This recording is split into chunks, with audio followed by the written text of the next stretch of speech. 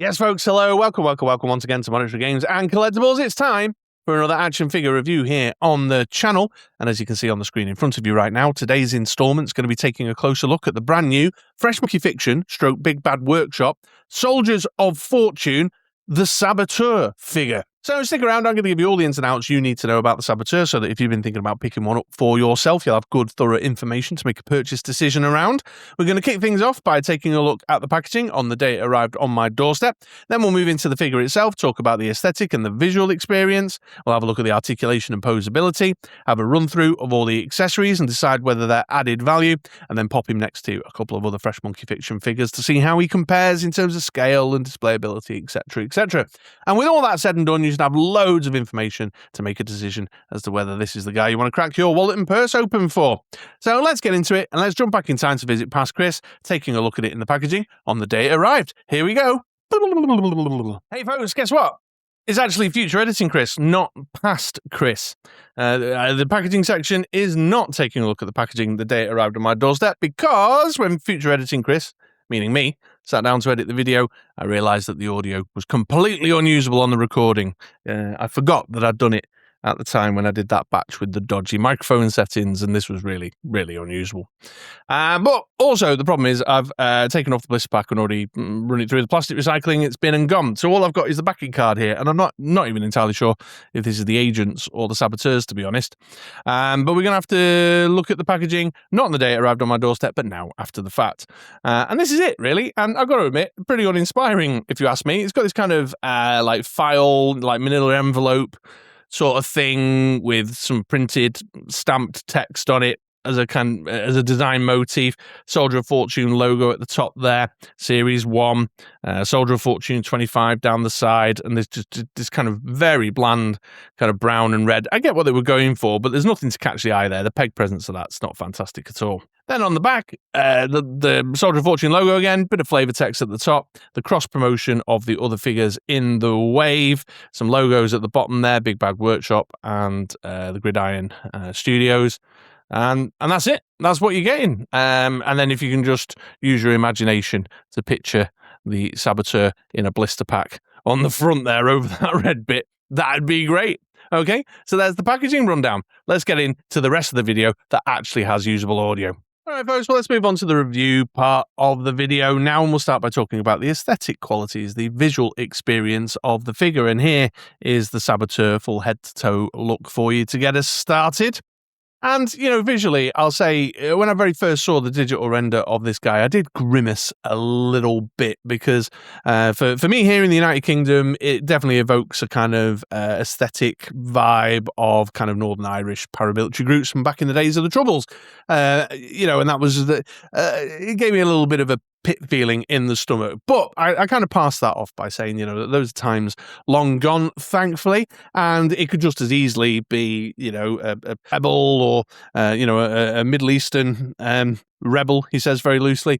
So they've gone generic enough, thankfully, that you could use it to fulfill the kind of various roles in your collection, which is the whole point of the Soldier of Fortune line, isn't it? That you're kind of fulfilling these various roles, and you can position them in your collection, in your dioramas, in your photography as villains for sure. You know, like, so I took one picture the other day and I kind of had him lined up as the kind of hired muscle for Wolfsbane, for example. You know, that is just kind of generic off-the-shelf kind of paramilitary style designs. Getting in a bit closer then, let's have a look at the finer details, and you can see that the head sculpt is a balaclavaed head sculpt there. It's got good contours, good shapes. You can see the sort of the face shape coming out from underneath the balaclava. Got that kind of woolen ribbed look to it as well. But then there's a bit of personality being brought through by the sculpt in the eye slots and in the mouth. So you can see the lips, the eyes, good paint applications there. This is the one that came on it out of the packet, which is the black guy underneath. But then we've got a head swap, which we'll look at a little bit later on, which is the white guy underneath. Then we've got the kind of elasticated V-neck ribbing there on the jumper underneath. And then we've got this jacket top here, which we've seen a few times now from Fresh Monkey Fiction and Big Bad Workshop lines. Pretty sure that's the same as is on the Sleepwalkers, for example, in Operation Monster Force, but in the green colour, in that kind of military green, with a little bit of dry brushing and detailing in there just to bring out things like the collar, and then nice little bits of paint applications applied to things like the buttons and studs. Got the belted piece across the middle there. No paint application on the buckle, though, sadly, but good sculpted details in there to bring it to life and give it some depth. And then the texture detail that we've seen before on this sculpt, where it's like pulled, it's creased and pulled in tight where it's buttoned up, little bunched up bits underneath the belt, kind of creasing here down the sleeves and stuff, which is nice to see. If I could turn it around, you can really see it down the back of the drape there across his shoulders, coming down his back and over his arse, and down the back of the sleeves here. On the back of the sleeves, that's a nice spot to see some of the wash as well. Can you see there? It's got a bit of a wash over it. Then coming down into the legs, got the texture detail in the trousers again, much reused. The trouser legs across the Fresh Monkey lines. We've got the knee pads in here. And the knee pads look a bit not right to me. Like they're almost a little bit kind of too high tech and high cost for the sort of overall design of the figure, but it works well enough. And again, it's got a kind of wash over the top of it to give it some depth. Nice bunching up texture detail where it meets the boots, and then some just good old fashioned off the shelf kind of regulation boots with sculpted shoelace details in on there as well, and nice sculpted details as well in on the hands around these kind of gloved sections here. And you know what? Not a great deal else to say sort of visually. I must admit, it's kind of a short section for me. I usually waffle on a lot longer around the aesthetic. It's just solid. It's solid. Black and green colour scheme. Good extra details in there to bring it to life. A versatile figure to use across your various different lines, how you might see fit. You can, pop him in with your G.I. Joes as some sort of Trans-Carpathian or what's the other? Trucial Abysmian kind of soldier, generic soldier dude. Like I say, you could use it as some sort of rebel against your Valaverse, whatever. It's very versatile in that respect, and it's generic enough that it can slot in as you see fit, and it's pretty damn well put together, if you ask me. So altogether, despite my misgivings of kind of what it evokes for me and my kind of lived memory here in the United Kingdom, I'm going to give it aesthetically a thumbs up, I think. There we go. Just really versatile figure, as I say. So there you go. There's the aesthetic. There's the visual experience. Let's now take a look at the articulation and posability, shall we? And a quick note, as always, folks, before I get into the articulation, it is the standard Fresh Monkey Fiction sculpt here, the book we've seen several times before. So if you're not interested in seeing the articulation rundown, then by all means, avail yourself of the timestamps below. I'll put chapters in, jump ahead to the accessories and added value section. However, if this is the first Fresh Monkey Fiction figure, Big Bad Workshop figure that you've seen reviewed, or you want to know if there's any particularly unique quirks, then stick around, I'll run you through it, and I'll get started up top with the head. And we've got a ball at the base of the skull, ball at the base of the neck, and a hinge in the neck as well, giving you a pretty decent down, good up like that, all the way around, full 360, and movement on top of the ball there for your tilt and swivel type stuff. And coming down into the shoulders, there's a butterfly joint here underneath the jacket line, and then peg and hinge on the shoulders, so you've got a bit of shuffle back and forth, a full 360 all the way around, and you can T-shape him out like so. Got a swivel here at the top of the bicep and tricep, got a pinless double elbow, and then pegged in hands that can move at the wrist. And then there's quite a lot of hands included in this, but these ones that come out of the package have got up and down hinges on them. Then into the torso, underneath the coat, I think there's a bit of a barbell joint at that top bit there. Can you see that little bit of movement? But obviously the jacket overlay makes that very difficult to engage with. And then we've got a ball joint here at the waist, which gives you much more movement and rotation. You can see that this bottom piece here is separate to the top piece on the coat. So it doesn't get in the way too much, but obviously if you bring it up too high, you can see this kind of gap. You'll have to sort of push it up, and then it's got a little cutaway section so that the belt doesn't, restrict movement. Coming down into the legs, it's obviously obscured by this little coat piece that comes down the front, but it's a drop-down joint in the groin and the hips with a ball at the hip side there, so you can give it down like that, forward like that, and then Russian ballet it out like that. Got the swivel at the top of the thigh, a pinless double knee that'll get you up to there, boot cut here at the top of the boot, and then the hinge and rockers in the ankles for your feet motion. So yeah, he articulates good. He's up to kind of industry standard at their kind of price bracket there. The only thing really is the coat overlay getting in the way of your barbell joint, and your butterfly doesn't move too far and what have you. And this rubbery bit at the bottom's not too bad. It's got a cut up the side, so it doesn't get in the way of your leg motion too much at all. And I was certainly able to get him into some decent poses, get him on his knees, those types of things, planting dynamite and what have you.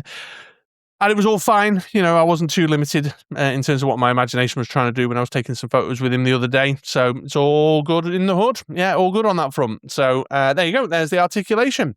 Let's now take a look at the accessories, shall we? And the first item on the agenda for the accessories, folks, is the head swap. I mentioned it before.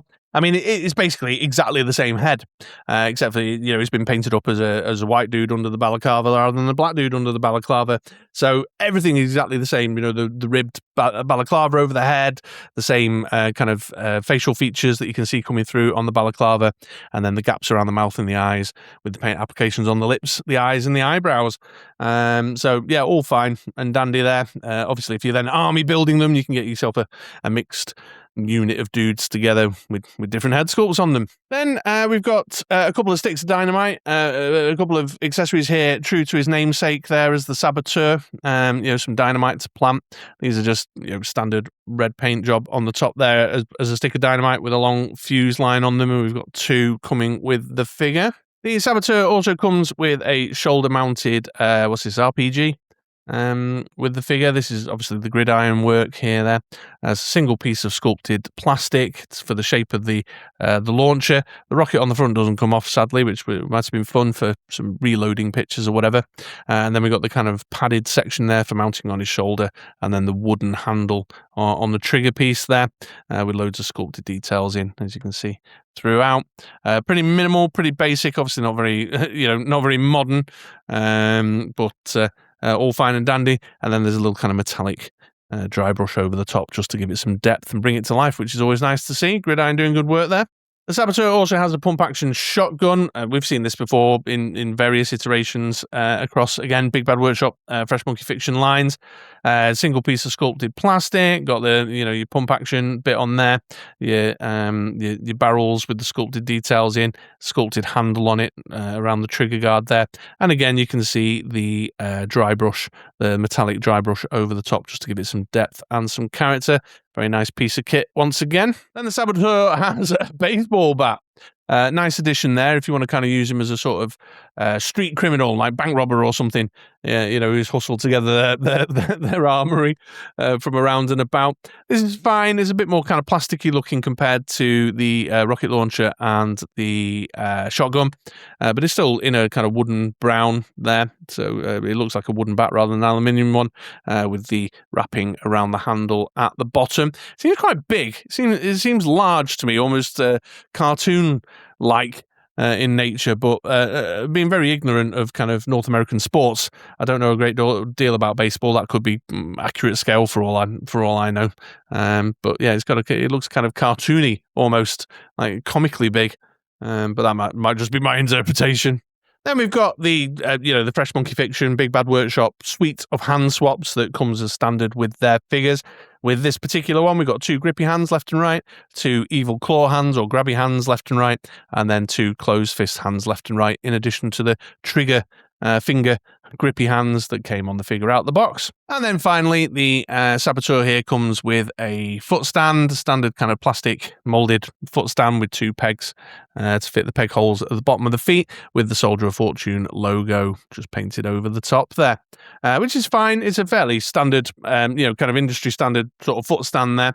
The only thing I suppose I'll mention about that, same as I mentioned with the Crimson Moon guys, is that it's not quite as elaborate or interesting a foot stand as we got with the Operation Monster Force stuff. So if you're displaying your collection together, or you're planning on integrating this figure into your display in amongst your Operation Monster Force, your foot stands aren't consistent. But I rarely use foot stands anyway. It is of little bother to me.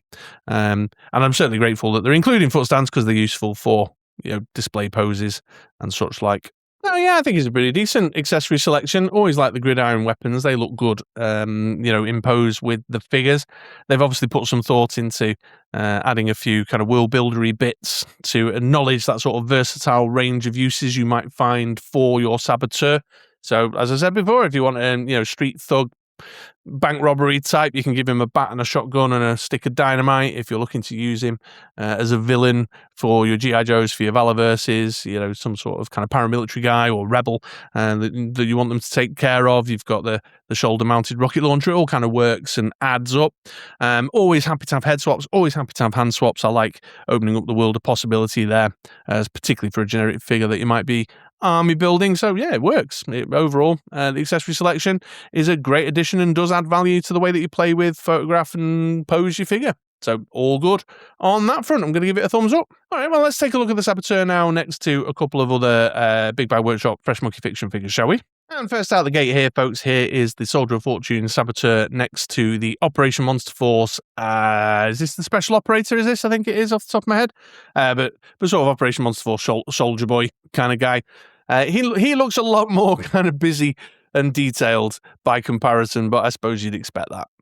Here's the Saboteur next to the new Order of the Crimson Moon Wolfsbane character.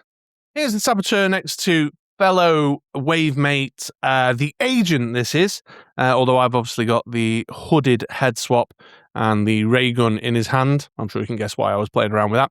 This is likely going to be the next review on the channel. See how I feel. Here's the Saboteur next to the G.I. Joe Classified series Big Ben.